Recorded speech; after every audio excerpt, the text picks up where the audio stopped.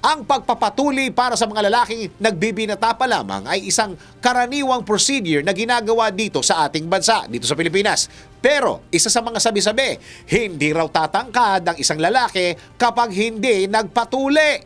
Totoo nga ba ito? Bigyan linaw natin yan sa Let's Prove It!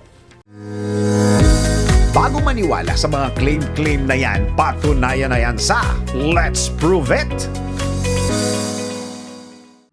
Ang pinaka-common na myth ay kapag nagpatuli raw ang isang lalaki, nakakatulong daw itong tumangkad.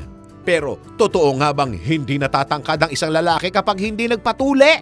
Tara, let's prove it! Ipinaliwanag sa Antara News na ang circumcision o pagtutuli ay isa sa pinaka-common surgeries worldwide at generally safe. Isinasagawa ito sa mga lalaki upang tanggalin ang foreskin mula sa ulo ng penis. Samantala, isinaad naman sa HelloDoctor.com na walang kinalaman sa height ang pagpapatuli dahil nakakatulong lamang ang pagpapatuli sa hygiene at upang maiwasan ang kanser sa mga lalaki. Ganon din naman ang sinabi ni Dr. Vito. Anya, natataon naman na sumasabay sa puberty stage ang pagpapatuli kaya karamihan sa mga Pinoy ay naniniwalang nakakatangkad ito.